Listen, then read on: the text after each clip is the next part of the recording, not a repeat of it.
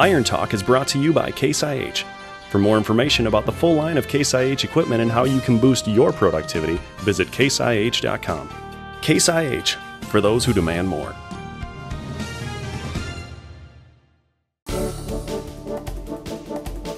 You're probably asking why I'm standing by a rusty old piece of equipment out in the trees.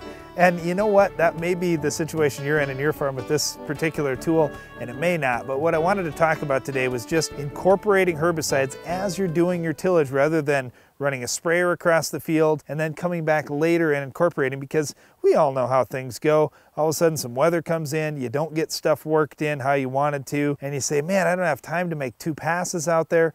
Why not do it all at once? So when we're doing incorporation, you can use a variety of different tools. I really don't like using a disc, and with most herbicides, we'd much rather use a field cultivator because we're getting a lot more stirring and mixing action. So we're set up on the front of a field cultivator. We're putting on some herbicide. We've got spray nozzles on the front. Literally, the herbicide is applied less than 1 second before it's incorporated in the ground. So you don't have evaporation loss. You don't have issues with wind when you're spraying it just a few inches above the soil level. You just want to make sure you're getting a good spread pattern. And when it comes to setting the shovels up, you don't want them too wide, and you also don't want them too close together. You want to make sure that you get a nice even pattern across your ground so you don't have streaks. So if you want to save some time on your farm putting on herbicide, whether it's this fall or next spring, do the application right on the front of your tillage tool, either with saddle tanks on your tractor or with a tank mounted on or right behind the implement that you're working it in with. That's all for today's Iron Talk, and now back to the show.